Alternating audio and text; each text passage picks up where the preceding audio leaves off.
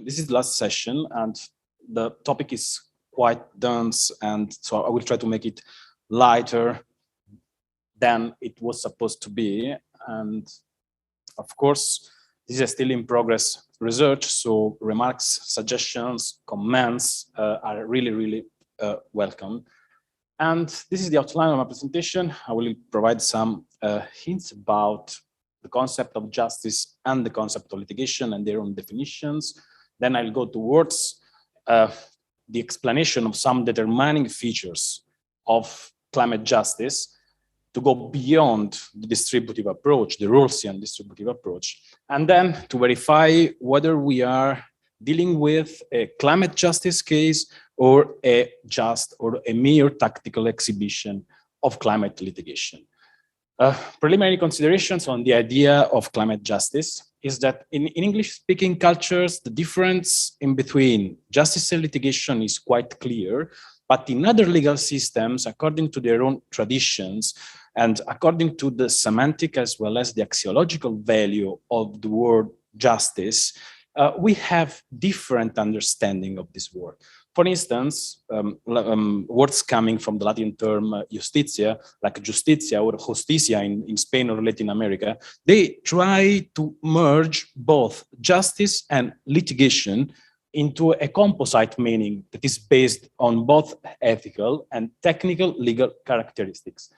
And definition of justice, one of the meaning of justice is fairness in the way people are dealt with, recalling the Rawlsian approach, the distributive approach. The second one is the system of laws in a country that judges and punishes people.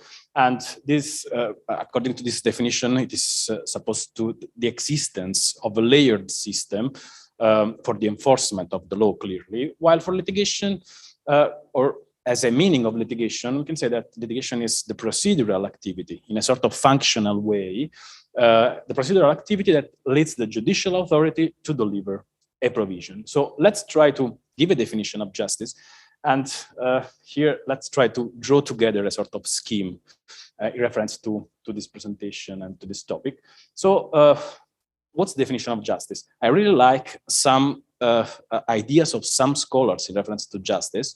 It is like the definition of the idea of justice appears as a mystery which converges towards an abstract point in the distance that divides the feeling from the definition, the validity from its rational justification. Then we have to think that there are also non-Western traditions, like in Asia, in Africa, in Latin America. They are really far from the European idea of justice. So we cannot have a valid definition of justice that is valid everywhere at any time. Plus, we have one of the main features of the humankind that is the species in justice. And let's start placing the distributive justice within this huge idea, this background that is justice, because it's one of the definitions that we can have about justice. And of course, we should recall the Rawlsian theory of justice, the most eminent theory about justice, and the two functional principles. First, each person is to have an equal right to the most extensive scheme of equal basic liberties, compatible with a similar scheme of liberties for others. Second principle, social and economic inequalities are to be arranged so that they are both A, reasonably expected to be to everyone's advantage, and B, attached to positions and offices open to all. This is like more or less the basis of international negotiations in reference to climate change. So let's find a place within this scheme for climate justice. Climate justice would be a species of the genus distributive justice. And this has, of course, practical as well as dogmatic implications, because if we think, for instance, in comparative terms to environmental courts and tribunals under the practical approach, so we have thousands of environmental courts and tribunals at the global level, at different levels, like state level, provincial level, local levels, and so on. And then we have also very well established body of environmental norms. We have, of course, at the global level, we have some examples of environmental codes as well. And we have the same arrangements with respect to climate change, of course. And about dogmatic approach, so climate justice yes, we can think about transformative justice, transitional justice, restorative justice, and so on. So is climate justice a more theoretical or dogmatic approach, or it has some practical effects as a concept? But let's go further. So does the distributive approach suffice? We should point out the differences in between the ideal versus the non-ideal theory, and thinking that the distributive approach does not adequately address a series of issues, such as the justification of harmful activities on the basis of a historical and differentiated responsibility, basically from developing countries, actually. And while non-ideal theory, so what's interesting in the works by Hayward and Roser is that the task of this approach, this methodology, is to investigate what an agent must do or is entitled to in situations of partial rather than full compliance, or when any or all of the favorable circumstances do not obtain. This is like a sort of sum up of the Conference of the Parties, so the UNFCCC, if we think about it, no? So in my really humble opinion, so maybe we need four or further methodological foundations for the right epistemological approach. For methodological foundations or for features of this methodology. This is egalitarian and fair, rights-based, global, local, diachronic, past, present, future generations.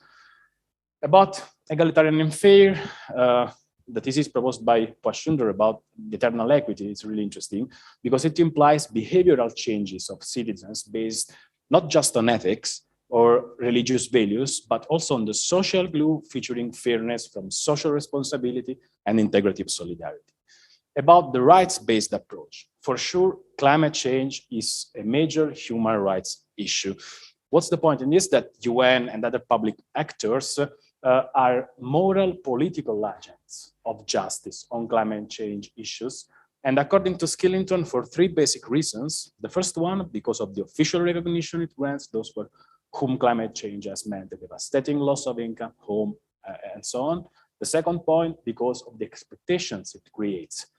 The third one, because of, if we think about the members of the human family, we need to think also to those people left with insufficient reserves of food, water, and other essential resources by the effects of globally sustained climate change.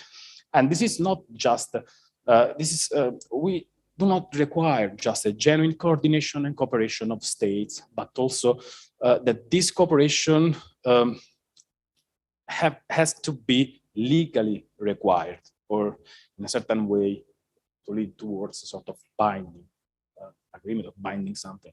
And about the global and local, of course, the failure of nations to do enough to counter the threat posed by climate change has been exhaustively documented in works by Humbers and Moss.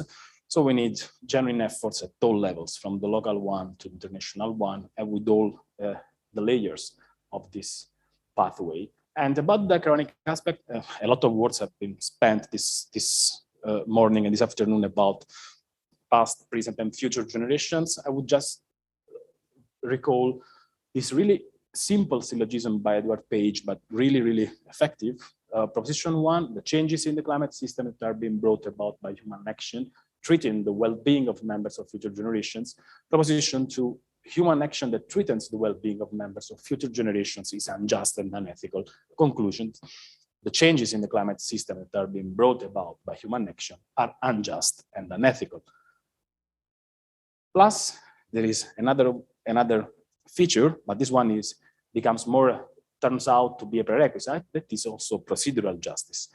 Of course, in reference to negotiations and so on. So climate justice is characterized by heterogeneity, of course. From heterogeneity arises the intersectionality of climate justice, and the object of climate justice expands to bring other matters like risk management and issues concerning identity, gender, ethnicity, economic status, and so on.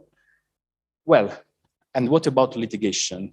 We heard something about litigation. Let's find a place together for litigation within this scheme.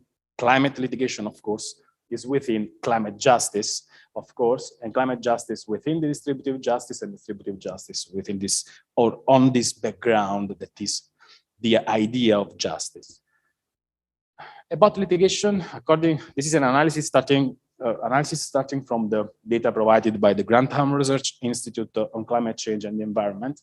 And you can see here that since the 2019 leading case Urgenda Foundation, we have almost 25% of climate change or climate cases actually on a whole amount of almost 500 cases since 1990.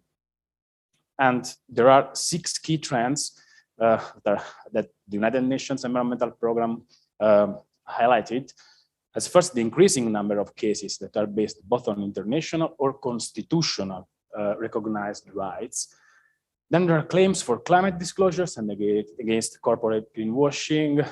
Then there is a very wide acknowledgement of corporates' liability, although the number of cases involving private and individuals and corporates is really little if compared to the number of those cases in reference to public actors. And then the recognition of remedies to avoid the extraction of fossil fuels. And then another trend that is like courts are addressing responsibilities for the lack of adaptation as well. And what is really interesting is the scrutiny of the domestic enforcement and implementation of climate policies and legislation. So there is a wave of cases, of course, actually, and each legal system has to deal with a lot of legal issues, regardless whether this court falls within a civil law, a common law, or a mixed legal tradition. Basically, in my opinion, 3 are like the fundamentals of these issues. The first one is justiciability of climate claims, and then the enforcement, of course. Issues regarding the locus standi. The third one, limits deriving from the separation of powers. In Europe, we have a very clear idea about the separation of powers, while abroad, separation of powers is really, really blurry. It doesn't even exist sometimes, and this is not like an error in their constitutional machinery, okay? And courts, of course, have to move within the already established mechanisms of their own legal systems. But what's the point? Maybe they can like make a step beyond like all the fashioned interpretations of law. What is really interesting that one specific trend, not only the previously 6 trends highlighted by the United Nations Environmental Programme, but the first one is that I think that public subjects are responsible for the lack of proactive measures and foresight as well. I will not bother you with some cases already well explained today about the Urgenda Foundation, Klimatzak and others, Neubauer et al. Versus Germany. Sorry for the pronunciation, but I don't know Dutch language. And then this morning there was like Felix Eckert, maybe he's the most entitled person to say something about this case. And I would like to recall your attention on 3 cases that, in my opinion, are paradigmatic cases. One is the Irish case, Friends of the Irish Environment versus Government of Ireland. The second one, Notre Affaire 2 versus France. The third one, DG Khan Cement Company versus Government of Punjab by the Supreme Court of Pakistan. What's the point here? As I said, I will not bother you about the case. I would like to ask your attention only about the right to a healthy environment that was recalled by Mark and by others this morning. And in this judgment, the court quoted and like addressed and made a lot of critiques to the Boyd's work published in 2012. And they state, to the question whether there is a derivative right to a healthy environment, the court stated that it is either superfluous if it does not extend beyond the right to life and the right to bodily integrity, or is excessively vague and ill-defined if it does go beyond those rights. The day after this judgment was delivered, there was like a lot of scholars started to say that this one was really innovative and avant-garde. It was really interesting as a judgment. In my opinion, it's a very, very conservative judgment, this one. And the French case, what's interesting, a lot of legal issues here. Is interesting the recognition of ecological damage in scientific terms, and also the existence of a moral damage as well related to climate change. And this one is really interesting. We need to go abroad. We don't need to stay just in Europe. And this is not the last tribunal of Pakistan. This is the Supreme Court. And this judgment in a very little amount of pages deals with a lot of really interesting issues, recalling like the precautionary principle, the principle in dubio pro natura, and some obiter dicta really interesting about courts, climate, and intergenerational justice, climate democracy as well, and so on. And this one was my favorite part of this judgment, is an obiter dictum. This court and the courts around the globe have a role to play in reducing the effects of climate change for our generation and for the generations to come. Through our pen and jurisprudential fiat, we need to decolonize our future generations from the wrath of climate change by upholding climate justice at all times. Robust democracies need to be climate democracies. So let's go back to the scheme that we were drawing together. I would like to add two different sides. So on the left side, we have rights and duties, so justification and interpretation on the basis of fairness that tries to satisfy climate justice's instances or claims. On the other side, we have the application of scientific data according to specific positive obligations for states, basically. So we have an enactment and enforcement of law within, I could define it as a sort of Kelsenian idea, formalistic and positivistic idea of the legal system. And if we look at, oh, this is one pointer, right? If we look at this circle in the middle, we can apply a fuzzy logic to this. So we can move this circle here more towards rights and duties in reference to the court reasoning, and on the left side, or more on the right side according to the court reasoning, right? So let's apply this scheme to the three paradigmatic cases. If we think about the Irish case, in my opinion, is really close to a tactical exhibition of climate change rather than a proper climate justice case. The French case is more or less in the middle, but still it tilts in favor of a formalistic approach a little bit. And the last one, the Pakistani one, like go more or less towards some other kinds of instances or claims that try to satisfy this feeling of climate justice in a certain way. And conclusion, there are a lot of recurring patterns. Of course, some of these sentences are, how to say, apodictic, but you will read the explanation maybe in the paper I will send. And the acknowledgement by courts of the pivotal role scientific assessments play. Then the second point, the recognition of state positive obligation deriving from international obligations. In some cases, in the judgments, there is this like sentence at any time self-imposed by states. And then the blurry application of the monolithic idea of the separation of powers. And about the actio popularis, this morning, Justice was dealing with the actio popularis. What is interesting is that we have sometimes an erga omnes effect of courts' decisions, although in those cases that do not involve apex courts or the petition did not fall into the concept of actio popularis. There is really important a constitutional filter also for the recognition of climate-related rights.